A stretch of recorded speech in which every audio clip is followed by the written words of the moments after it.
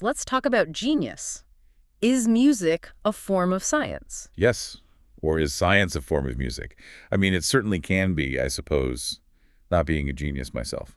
Well, today we're going to unpack that exact question. We're looking at two very different examples of genius who got there through completely opposite paths. We're talking about Albert Einstein and the Beatles. It sounds a little absurd on the surface, doesn't it? Yeah. You have the most rigorous physicist in history and then these rock rebels. Separated by decades, by disciplines, everything, but they both became these huge icons. They both rejected convention.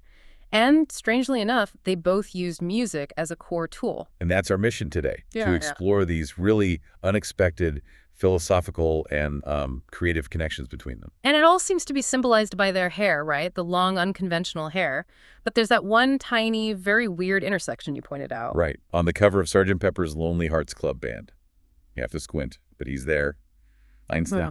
So you have the face of the scientific revolution right there, with the faces of the musical revolution. Exactly. It puts them in the same cultural universe. Yeah.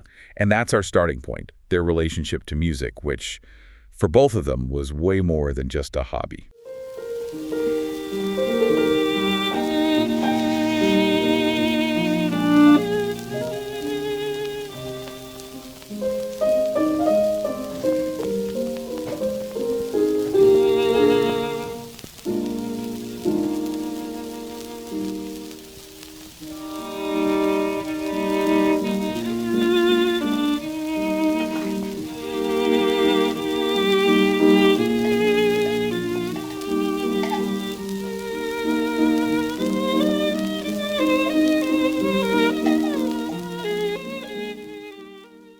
Let's start with Einstein, then, the man of classical discipline.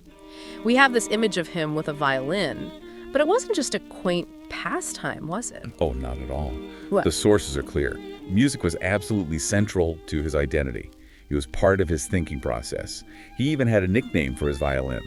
I love this detail. He called it Lena. It shows you it wasn't just an instrument. It was like a partner.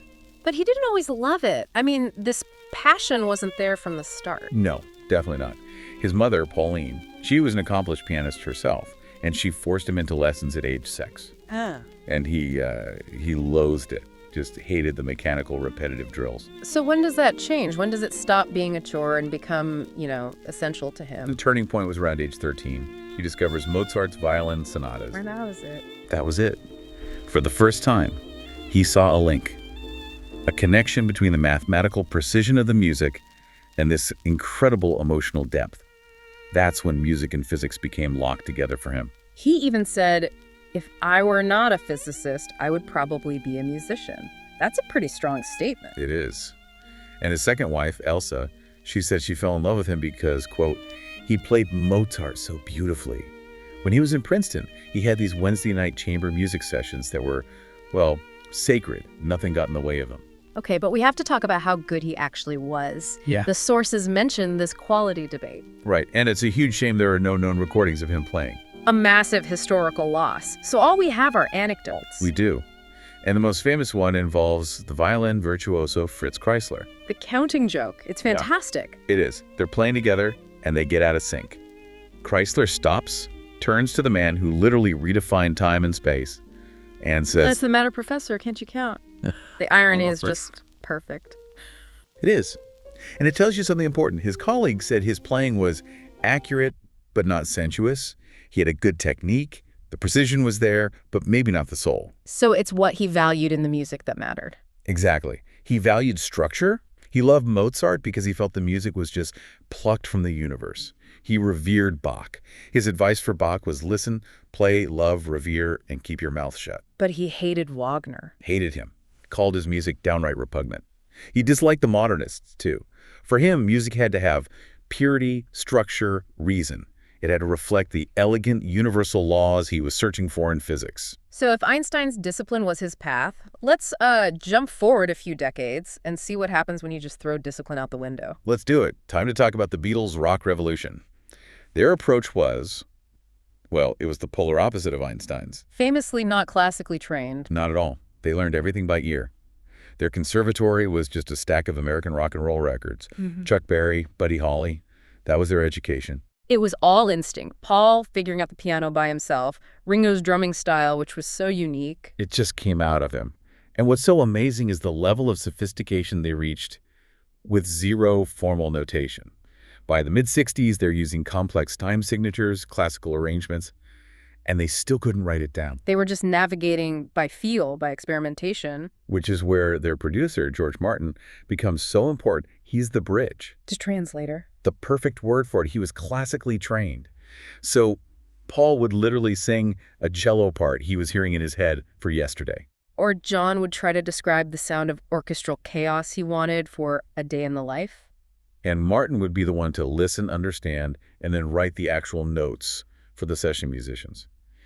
He validated their intuitive genius with his formal training. It was a revolutionary partnership. And Paul was really the one pushing for those classical elements, wasn't he? The string quartet on Yesterday, or making Eleanor Rigby with no guitars at all. He was, but at the end, he was learning by listening, not by studying. It was osmosis. And this gets to a really profound idea the sources bring up, the freedom of ignorance. Because they didn't know the rules, they weren't bound by them. Exactly. They were creating music with incredible structural complexity. I mean, listen to the time changes in Here Comes the Sun. Right. But because they didn't know what was supposedly impossible, they just did it. They were free. Which brings us right to the core paradox, these two paths to transformation. Einstein was musically a conservative, but a complete revolutionary in physics. The Beatles were musically revolutionary, but technically, ignorant. Yet both of them changed the world. And Einstein himself saw the link. His theory of relativity that came about during his most active musical period. He was always using musical metaphors for physics. Atomic behavior was like a symphony. Physics had to be beautiful, like a Bach fugue. The aesthetics of it were everything. While on the flip side, the Beatles were like intuitive physicists of sound. They were obsessed with manipulating audio, changing tape speeds, playing recordings backward, layering sounds. They were playing with the physics of sound waves without knowing the formulas. And then George Harrison brings a Moog synthesizer into the studio. I mean, that's literally an experiment in electronic oscillation creating music. It's pure physics. So the big question that comes out of all this is, does technical mastery help, or does it hinder revolutionary thinking? It's a great question. With Einstein, his deep, rigorous knowledge of classical physics was what allowed him to know exactly which rules to break. His mastery gave him the map. Right. But with the Beatles, their lack of knowledge meant they didn't even see the map. They were just exploring new territory without any preconceived ideas of where they could or couldn't go. So maybe genius needs some kind of removal from the system, whether it's knowing the system so well you can dismantle it, or not knowing it at all so you can just ignore it. Which is a perfect segue into their iconography. Because both of them became famous for an image that signaled they were outside the system. The long hair. The long hair. But again, for completely opposite reasons. Einstein's hair, that iconic white halo, that was a later in life thing. Yeah, he just stopped caring. He famously said, long hair minimizes the need for barbers.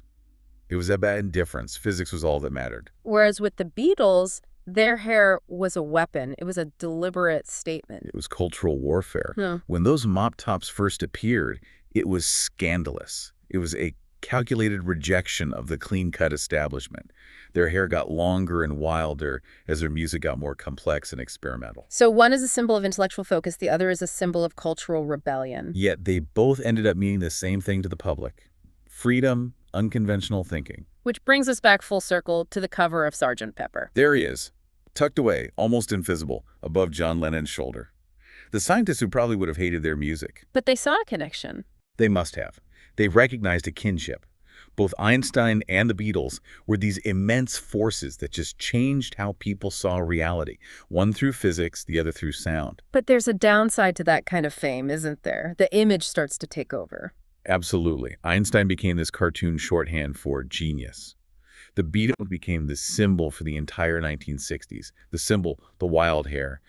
It ends up replacing the actual complex work. They both kind of lost control of their own image. So at the end of the day, all that rigor, all that intuition, it all gets boiled down to an icon. That's it. That's the core takeaway. Genius gets packaged for mass consumption. The revolutionary work is reduced to a simple image, no matter how different the path was to get there. So as you think about this, here's a final thought. In 1967, a science fiction novel called The Einstein Intersection treated Einstein's theories and the Beatles' music as, like, ancient myths. Why do figures like these become mythological, even in their own time? Why do we need those symbols? Well, thanks for joining us today. Whenever you feel like knowing more about the Beatles, visit us at BeatlesRewind.com. Every day, we do something new there. Song reviews, album reviews, movie reviews, book reviews, documentaries, trivia, all things Beatles, every day, 8 days a week. You can find us on the website, BeatlesRewind.com. You can subscribe on Spotify, Apple Podcasts, YouTube, Amazon Podcasts, practically anywhere on the inner tubes. The Beatles, all day, every day. Cass will do it again tomorrow. Right. Looking forward to it. Bye, everyone. Until next time, when you listen. Your mind conducts its own symphony.